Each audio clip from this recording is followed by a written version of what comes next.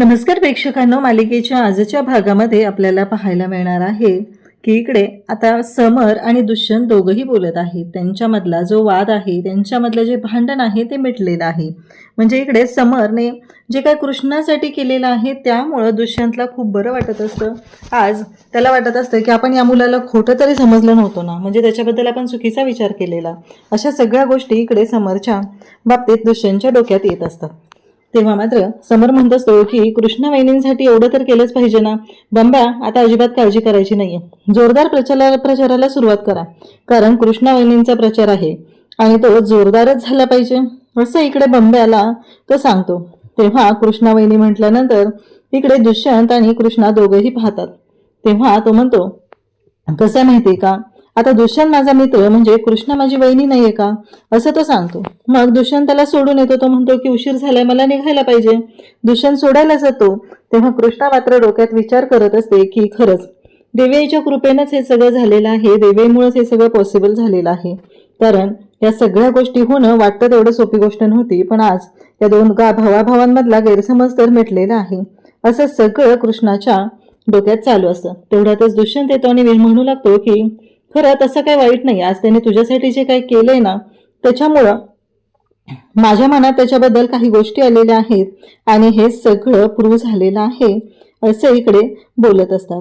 आणि तेव्हा मात्र दुष्यंत म्हणतो की खरंच एवढा पण तो काही वाईट नाहीये, असू दे, जे काही आहे ना ते चांगलंच आहे, असं दुष्यंत त्याच्याबद्दल विचार करू लागतोय. कृष्णाला मात्र बरं वाटतं, कारण बाळजाबाईंनी काही केलं तरीही या सगळ्या गोष्टी ज्या आहेत त्या लक्षात आलेल्या असतात. आता मात्र इकडे दुष्यंत आणि कृष्णा बोलत असतात, आता काही काळजी करायची गरज नाहीये. ज्या काही गोष्टी झालेल्या आहेत, परडीमध्ये काय फुलं असायचे ते असू दे. कृष्णाच्या डोक्यात विचार सुरू असतात. कृष्णा म्हणत असते की बाळजाबाईंच्या भीतीने लोक आपल्या बाजूने नाही मत देणार, असं कृष्णाला वाटत असतं. इकडे बाळजाबाई आता पुन्हा जयकांतकडे येतात आणि जयकांतला गोडगोड बोलू लागतात. जयकांतला म्हणत असतात की हे बघा जयकांत, कसं आहे माहिती आहे का, मगाशी माझा तुझ्यावरती हात उचलला, खरंच माझ्याकडनं चूक झाली रे, पण ऐक ना, माझं जरा ऐकशील का, असं त्या म्हणत असतात. तेव्हा जयकांत काय म्हणतो माहिती आहे का, नक्कीच हिचं काहीतरी काम असणार आहे, मगाशी मला मारलं आणि आता काम आहे म्हणून ही गोडगोड बोलणार आहे. तेव्हा जयकांत म्हणत असतो, काय झालं नाही, आता एक काम कर, तू जे काय केलंय ना मगाशी ते खरंच खूप बरोबरच केलंय, म्हणजे माझ्याच लक्षात आलं नाही, माझ्याकडनं चूक झाली, पण तू ज्या गोष्टी केलेल्या आहेत ना त्याचा फायदाच होणार आहे आपल्याला, असं जयकांत सांगत असतो. जयकांतला बाळजा सांगते. तेव्हा मात्र जयकांत म्हणतो की काय करायचंय. बाळजा म्हणते की आता पुन्हा तिथे जायचं आणि लोकांवर बारीक लक्ष ठेवायचं. जयकांत म्हणतो की नाही नको, दुष्यंत तिथे असणार आहे, मी नाही जाणार आहे. तेव्हा मात्र बाळजा म्हणते की अरे असं काय करतोय जयकांत, अरे काही नाही होणार, जा तू, असं बाळजा तिकडे जयकांतला सांगू लागते. तेव्हा मात्र जयकांत म्हणतो की ठीक आहे जातो. आता जयकांतने पुन्हा माती खायची ठरवलेलीच आहे आणि मग जयकांत बाळजा जसं म्हणेल तसं ऐकणारा तो जायला निघतो. इकडे जयकांतला भीती तर वाटत असते, जर दुष्यंत तिथं आला तर काय होईल. पण बाळजाने सांगितले, एकदा का तू तिथून निघून गेला तर दुष्यंत पुन्हा फिरकणार नाही रे तिकडं, जातो. जयकांत म्हणतो की ठीक आहे, म्हणजे त्या लोकांना आपली भीती काय आहे ना हे दाखवायचं, असं ठरलेलं असतं. मग आता जयकांतला हे काम तर खूप चांगलं जमतं, लोकांवर आरेरावी करणं, त्यांच्याशी चुकीच्या पद्धतीनं वागणं, या सगळ्या गोष्टी जयकांत खूपच चांगला करत असतो. आता मात्र बाळजा स्वतःच वेगळ्या रूपात असते.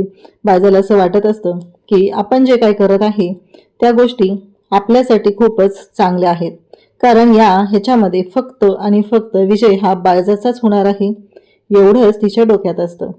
इकडे लोक आता परडीत फुलं टाकायला येत असतात. जयकांत आणि त्याचे गुंड मवाली लोक तिथं बसलेले असतात आणि ते मात्र तिथं म्हणत असतात की काहीही झालं तरीही इकडे ह्या परडीत टाकायचं. त्यातला एक माणूस कृष्णाच्या परडीत फुल टाकतो आणि खाली वाकून हळूच पळून जायला लागतो. तेव्हा मात्र जयकांत एक काम करतो, त्याची गचंडी पकडतो आणि त्याला मारायला सुरुवात करतो. कारण तू आमच्या विरोधात का गेलास, हा प्रश्न जयकांतचा असतो. कारण आमच्या विरोधात तू गेला नाही पाहिजे, बाळजाबाईंच्या विरोधात जायचं धाडस कसं झालं, एवढंच त्याच्या डोक्यात सुरू झालेलं असतं. तेव्हा मात्र इकडे जयकांत प्रत्येक येणाऱ्या माणसाला ज्या पद्धतीने तिथं अडवत असतो, त्यांच्याशी चुकीच्या पद्धतीने वागत असतो, ते मात्र स्पष्ट होत असतं. कारण काही करून ही जी भीती आहे यांची ती समोर आणायची असते आणि त्याच गोष्टीचं काम ही बाळजाबाई आणि जयकांत करत असतात.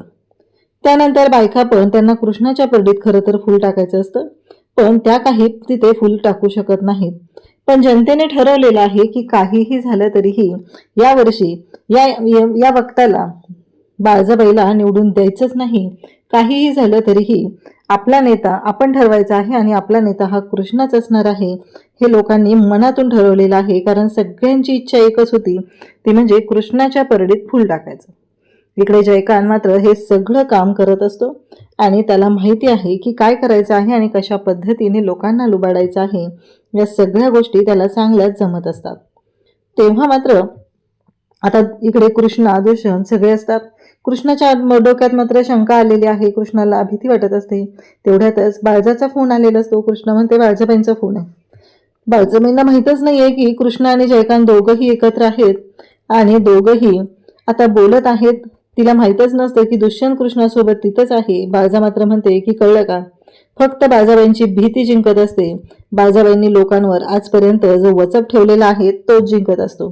कळलंच असेल आणि उद्या कळेल. कसं आहे, परडी तू मांडलीस, वेशीवर लोकांना तू बोलवलंय, पण जिंकणार मी आहे. कारण फुलांची परडी भरणार आहे ती मी माझ्या नावाच्या परडीतल्या. कारण तुला त्याचा काहीच उपयोग होणार नाही, एवढं लक्षात ठेव. असं म्हणत इकडे बाळजाबाई ज्या पद्धतीने कृष्णाला बोलत असतात ते पाहून मात्र इकडे दुष्यंत आणि कृष्णा या दोघांनाही खरं तर धक्का बसलेला असतो. पण दुष्यंत म्हणतो की एक गोष्ट लक्षात ठेवा बाळजाबाई, काहीही झालं तरीही या सगळ्याचा निकाल आहे तो निकाला दिवशीच लागणार आहे. तुम्ही एवढं ओव्हर कॉन्फिडन्स राहायची गरज नाही. दुष्यंतने बाळजाबाईंना चांगलाच दम दिलेला असतो. आज दुष्यंतने विचार केलेला नसतो की तो त्याच्या आईच्या विरोधात बोलतोय. कारण दुष्यंतला माहिती आहे की कृष्णा ही सत्याच्या मार्गाने चालणारी आहे आणि कृष्णाने आजपर्यंत लोकांसाठी काय केलेलं आहे आणि बाळजाबाईंनी लोकांसाठी काय केलंय हे दुष्यंतने स्वतःच्या डोळ्यांनी पाहिलेलं होतं. आणि म्हणून तर दुष्यंतला या सगळ्या गोष्टी माहिती झालेल्या आहेत. इकडे सकाळी आता बंब्या उठतो आणि परडी बघायला येतो. मग कृष्णाची परडी जी आहे ती घेऊन त्याला जायचं असतं, त्यासाठी तो निघालेला असतो. पण घडतं असं की बंब्या तिथं आलेला आहे. हे सगळं जेव्हा चालू असतं तेव्हा बाळजाबाई तिथे येतात आणि म्हणतात, काय रे, नाही परडी घेऊन निघालायस तू, हे सगळं आम्हाला माहिती आहे, पण माहिती आहे का काय होणार आहे, चला दोन्ही परड्या घ्यायच्यात. आणि त्यांचा जो गुंडा आहे त्याला म्हणतात की उचल रे, चल आमची पण परडी उचल आणि चला आता कृष्णाच्या त्या झोपडीकडे जायचंय, तिथं जाऊन बघायचंय काय होतंय ते. आणि असं म्हणत आता कृष्णाच्या घराकडे सगळेजण आलेले असतात. कृष्णाला कळतच नसतं की अचानक हे सगळं काय चाललंय. बंब्या परडी घेऊन येत असतो. इकडे कृष्णाला मात्र टेन्शन आलेलं असतं की लोक आपल्या बाजूने उभी राहतात का आणि त्याचबरोबर लोक मला साथ देतील का. या सगळ्या गोष्टी कृष्णाच्या डोक्यात सुरू झालेल्या असतात. कृष्णाच्या डोक्यातले विचार काही केल्या थांबत नसतात. कृष्णा म्हणत असते की काय करू. आणि तेवढ्यातच गणपत त्याचबरोबर जयकांत बाळजाबाई सगळे तिथं आलेले असतात आणि परडीकडे पाहत असतात. जयकांत आणि बाळजाबाई तिथं आलेल्या पाहून कृष्णाला तर धक्काच बसलेला असतो. कृष्णाला माहीत नाहीये की ह्या बाळजाबाई काय करू शकतात असं बाळजाबाईला वाटत असतं. पण कृष्णा मात्र हुशारीने बाळजाबाईंचा प्रत्येक डाव उधळून लावायचा प्रयत्न करत असते. कारण तिच्या पाठीशी खंबीरपणे उभा राहणारा हा दुष्यंत आहे. त्यानंतर आपल्याला पाहायला मिळतं ते म्हणजे जयकांत आणि त्याचबरोबर बाळजाबाई. तेव्हा बाळजाबाई म्हणतात की चला पहिलं कृष्णाच्या नावाची जी परडी आहे ती उघडायची. असं म्हणत बाळजाबाईंनी कृष्णाची परडी जी आहे ती तिथे खोलायला सांगितलेली असते. मग कृष्णाची परडी आता बंब्या आहे तो उघडायला घेतो आणि पाहतो तर काय, त्याच्यामध्ये जे काय आहे ते पाहून धक्काच बसलेला असतो. कारण त्याच्यामध्ये फक्त 5च फुलं असतात. सगळेजण पाहत असतात की हे सगळं काय घडलं आणि ह्या गोष्टी अचानक कशा काय झाल्या, हा एकच प्रश्न सगळ्यांच्या पुढे पडलेला असतो. आणि तेव्हा मात्र इकडे कृष्णा दुष्यंत सगळेजण तिथं असतात आणि सगळेजण पाहत असतात की हे काय. बंब्याला सुद्धा वाईट वाटतं. गणपत म्हणतो की चला मोजायला सुरुवात करा, काय होणार आहे ना ते कळेल. असं म्हणत गणपत ते फुलं मोजायला सांगतो आणि म्हणतो काय रे, 5च फुलं आहेत फक्त त्याच्यात. असं गणपत बोलतो आणि हसायला सुरुवात करतो. दुष्यंत तिथं असतो. आता बाळजाबाई म्हणतात की चला उघडा, जयकांत उघडा आपली परडी उघडा, आपल्यात किती फुलं आहेत ते बघा. असं म्हणत जयकांतला परडी उघडायला बाळजाबाई सांगतात. आता जयकांतने परडी उघडायला घेतलेली असते. बाळजाबाईंची परडी पूर्ण भरलेली असते फुलांनी. तेव्हा बाळजाबाई म्हणत असतात, बघितलं का, हे लोकांनी आमच्यावर केलेलं प्रेम आहे आणि हे सगळं शक्य झालेलं आहे ते म्हणजे फक्त आणि फक्त लोकांच्या प्रेमामुळे. ह्या सगळ्या गोष्टी लोकांच्या प्रेमामुळे झालेल्या आहेत असं इकडे सांगितलं जातं. तेव्हा मात्र हे सगळेजण पाहत असतात. बाळजाबाई म्हणत असतात की बघितलं का, लोकांनी शेवटी कौल आमच्या बाजूनच दिलेला आहे आणि सगळ्या गोष्टी आमच्या बाजूनच घडत आहेत असं इकडे बाळजाबाई म्हणत असतात. आणि मग जयकांतला म्हणतात की उधळती फुलं माझ्या अंगावरती असं म्हणत जयकांतला फुलं उधळायला बाळजाबाई सांगत आहेत. त्याच वेळेस घडतं असं की बाळजाबाईंचा हा जो काही माज असतो तो एवढा असतो की हे सगळं त्यांनी त्यांच्या लोकांच्या मनातल्या भीतीच्या जोरावर, म्हणजे बाळजाबाईंनी लोकांच्या मनात जी काही भीती निर्माण केलेली आहे त्याच्या जोरावर सगळं केलेलं असतं. आणि बाळजाबाई म्हणत असतात शेवटी माझी भीती जी आहे लोकांच्या मनात ती जिंकणार आहे. आता फुलं उधळलेली आहेत, लवकरच गुलाल सुद्धा आम्हीच उधळणार आहोत. कृष्णाला खूप वाईट वाटतं, कृष्णा नाराज झालेली असते. तेव्हा दुष्यंत हा कृष्णाकडे येतो आणि कृष्णाला समजून सांगू लागतो की काळजी करू नकोस कृष्णा, काळजी करू नकोस, सगळं व्यवस्थित होणार आहे, हार मानायची नाही. कारण तू विसरलीस का, कारण पाच लोकांच्या मनातली भीती कमी करू शकलो आपण बाळजाबाईंच्या बद्दलची. लक्षात येतंय ना तुझ्या. इकडे आता आढळरावांना समजलेलं असतं की समरवरती हल्ला झालेला आहे. आढळराव धावतच समरकडे आलेले असतात आणि म्हणत असतात की अरे काय गरज होती एकट्यानं जायची, एवढं सगळं करायची. मग समर म्हणत असतो की तुम्हाला कसं कळलं. तेव्हा आढळराव सांगतात की कृष्णाने सांगितलं. आणि इकडे खरं तर समरचं हे सगळं नाटक असतं. समर काय त्या जयकांतबरोबर लढू शकलेला नसतो का, परंतु समरला ते करायचंच नाहीये. कारण आता चांगुलपणाचा आव आणायचा होता आणि तो चांगुलपणाचा आव आणण्यासाठी समरनं हे सगळं केलेलं असतं. तेव्हा मात्र आढळराव म्हणत असतात की इतक्या दिवसानंतर तुम्ही मला भेटलेला आहात, तुम्हाला दोघांनाही मला गमवायचं नाहीये असं आढळराव सांगत असतात. आणि समरला आणि त्याचबरोबर अनुसयाला तेच हवं आहे. त्यासाठी तर ते हक्क, तो प्रॉपर्टी, ते सगळं मिळवण्यासाठी ते तिथे आलेले आहेत. आणि इकडे या बिचाऱ्या आढळरावांच्या लक्षातही येत नाही. खरं तर अनुसया त्याला विचारत असते की हे सगळं का, कशामुळे झालं असं. जेव्हा अनुसया विचारते तेव्हा मात्र तो सांगत असतो की काही नाही ग, हा सगळा माझाच प्लॅन होता.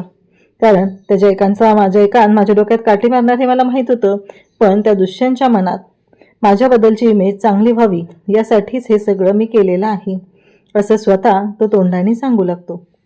तेव्हा मात्र ह्या सगळ्या गोष्टी घडत असतात आणि मग लक्षात येत असतं की काय होतंय आणि कशा पद्धतीने गोष्टी होत आहेत. ह्या सगळ्या गोष्टी ज्या पद्धतीने घडत आहेत त्यावरून तर लक्षात येत असतं. पण कृष्णा इकडे नाराज झालेली असते. दुष्यंतने कृष्णाची नाराजी दूर करण्यासाठी ढोल वाजवत कृष्णाचा कॉन्फिडन्स कमी नाही झाला पाहिजे एवढंच दुष्यंतच्या लक्षात असतं. आणि दुष्यंत मात्र ढोल वाजवत आलेला असतो. आणि त्याच वेळी कृष्णा म्हणत असते की बरोबर आहे तुम्ही म्हणताय दुष्यंत सरकार, ते अगदी बरोबर आहे. बाळजाबाईच्या मनातली भीती, लोकांच्या मनात बाळजाबाईंची भीती जी आहे ती कमी झाली आहे. 5 लोक आपल्या बाजूने आहेत आणि मग इकडे हे तिघही आलेले असतात, ते म्हणजे बंब्या असतो, त्याचबरोबर दुष्यंत आणि भक्ती.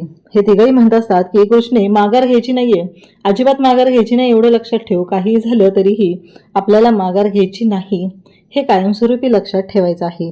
आणि मग ते म्हणत असतो की बघितलं का, ती 5 लोक आणि ही 3 लोक, एवढ्या सगळ्यांना वाटतं ना कृष्णा जिंकली पाहिजे, तर ऑब्व्हियसली कृष्णाही जिंकणारच आहे. आणि मग ह्या सगळ्या गोष्टी घडत असतात. दुष्यंतने कृष्णाला जवळ घेतलेलं असतं आणि दुष्यंत हा कृष्णाची समजूत घालत असतो. तेव्हा मात्र दुष्यंतचं एकच म्हणणं असतं की कृष्णा काळजी करायची गरज नाही. आणि त्याचबरोबर एक गोष्ट लक्षात ठेव, कारण तू सत्याची लढाई लढत आहे, सत्याच्या बाजूने आहे, त्यामुळे विजय हा सत्याचाच होणार आहे असं इकडे दुष्यंत आवर्जून कृष्णाला सांगत असतो. त्याचबरोबर कृष्णाला मिठीत घेतो. तेव्हा इकडे भक्ती म्हणते की तुम्ही दोघं जोपर्यंत एकत्र आहात तोपर्यंत तुम्हाला दोघांना कोणीही वेगळं करणार नाही असं भक्तीने सांगितलेलं आहे. उद्याच्या भागात आपल्याला पाहायला मिळतं की कृष्णाची आता प्रचार सभा आहे, ही शेवटची सभा असणार आहे आणि त्यानंतर डायरेक्ट निवडणूक असणार आहे. त्यामुळं कृष्णा म्हणत असते की काही झालं तरीही उद्याच्या प्रचार सभेसाठी लोक जमणार, प्रचार सभाही होणार आणि सगळं व्यवस्थित होणार आहे. सगळी प्रचार सभेची तयारी झालेली असते. नेमकी बाळजाबाईंनी सुद्धा त्याच दिवशी प्रचार सभा ठेवलेली आहे, त्याच टायमिंगला ठेवलेली आहे आणि लोकांना पैसे दिलेले आहेत. जे लोक पैशाने येत आहेत त्यांना पैसे, तर जी लोक पैसे देऊन येत नाहीत त्यांना दम देऊन बोलवलेलं आहे. तर इकडे कृष्ण आणि दुष्यंत दोघेही पाहत असतात. ह्या सगळ्या गोष्टी खूप विचित्र पद्धतीने चाललेल्या असतात हे लक्षात येतं. त्याचबरोबर बाळजाने आता पूजाला बोलवून घेतलंय आणि पूजाला 50,000 दिलेले आहेत आणि तिला काम सांगितलेलं आहे. म्हणजेच कृष्णाच्या बाबतीत काहीतरी राडा घालायला सांगितलेला आहे. तर आता सभेसाठी लोक येत नाहीत आणि तेवढ्यात कृष्णाला आढळरावांचा फोन येतो आणि आढळराव सांगू लागतात की अगं कृष्णे, हे काय होऊन बसलंय, इकडं ह्या बाळजाच्या लोकांनी खूप मोठा राडा घालायला सुरुवात केलेली आहे आणि ते पैसे देऊन त्या लोकांना आणलं जातंय असं सांगितलं जातं. आणि आता मात्र कृष्णा म्हणते की सभा होणार, लोक येणार आणि सभा गाजणार सुद्धा. अशाच अपडेटसाठी चॅनलशी कनेक्ट राहा. थँक्यू.